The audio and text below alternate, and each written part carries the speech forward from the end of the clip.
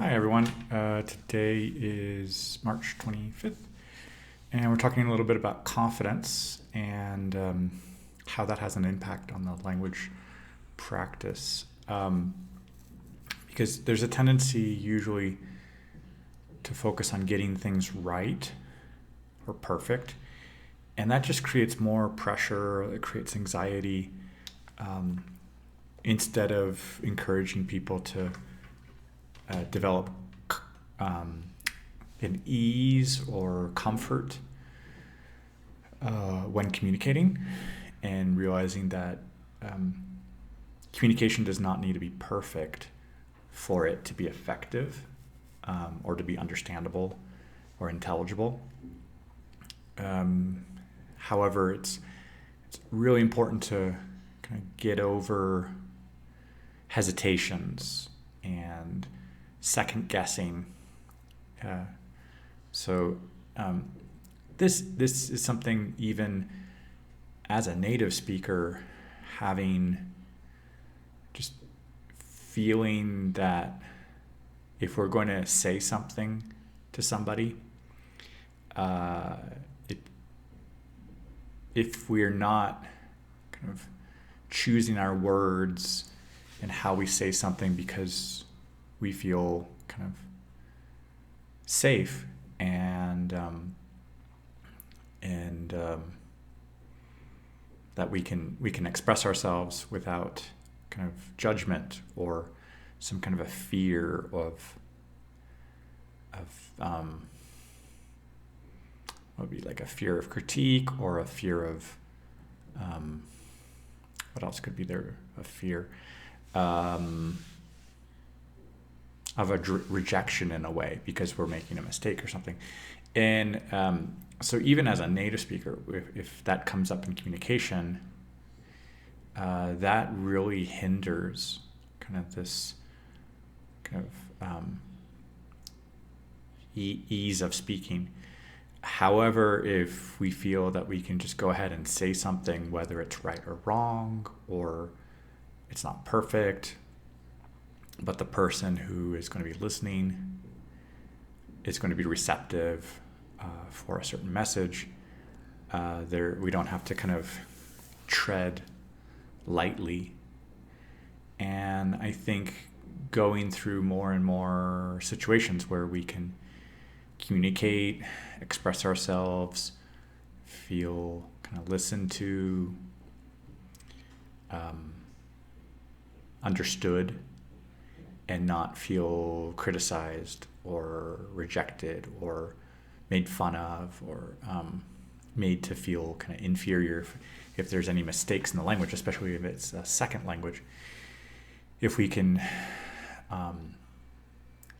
make a safe environment for somebody to speak and express themselves, this will boost the confidence. And as that confidence grows, it will kind of be so strong that the threat of mistakes or some perceived weakness will not be an obstacle, or will not be kind of a threat for communication. So this has been like a long process to figure these things out, but I would say that kind of stopping the fear of mistakes, realizing mistakes are not tragic or not final, nothing's perfect, nobody's perfect, and getting over this fear of getting something wrong, but just focusing on the communication, that confidence level is really important for the language learning aspect, and both in a native language and in a foreign language. And this does get a little more challenging when it is a foreign language, because we are kind of, in a way, competing with native speakers in an unequal terrain. They have the home court advantage, or home field advantage, so that adds some pressure to kind of perform in the lion's den in a way. But if we don't feel that it has to be competitive or threatening, then that it's important to have that confidence. Yeah.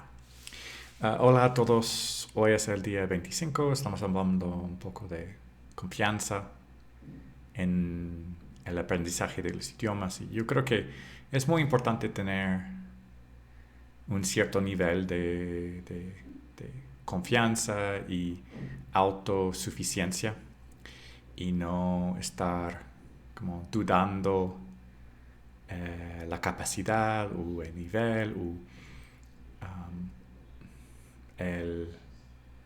la maestría sobre la gramática y el como, amplio vocabulario. Esas cosas ayudan, pero también podemos lograr comunicarnos o expresarnos aunque haya errores. Es muy importante la actitud, la mentalidad de pensar que me expreso, comunico, lo que digo es inteligible, es comprensible, y eso es lo más importante, no es el perfeccionismo. Y eso me ha ayudado mucho en el aprendizaje del español y otros idiomas. Es lo que quiero decir por hoy, para hoy. Bonjour tout le monde, aujourd'hui c'est le jour 25.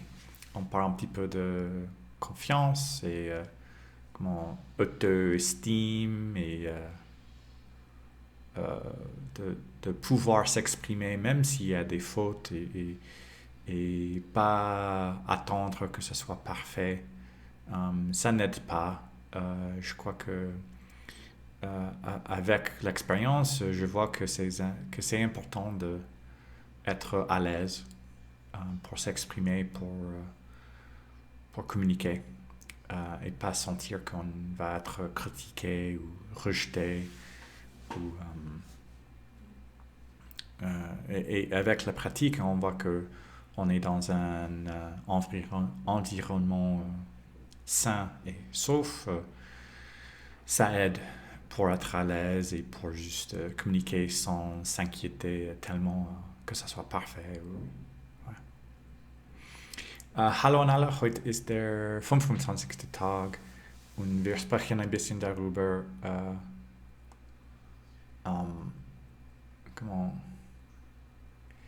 wie wenig es ist, mein Deutsch ist mit Fehler für diese Sätze. Ich möchte sagen, dass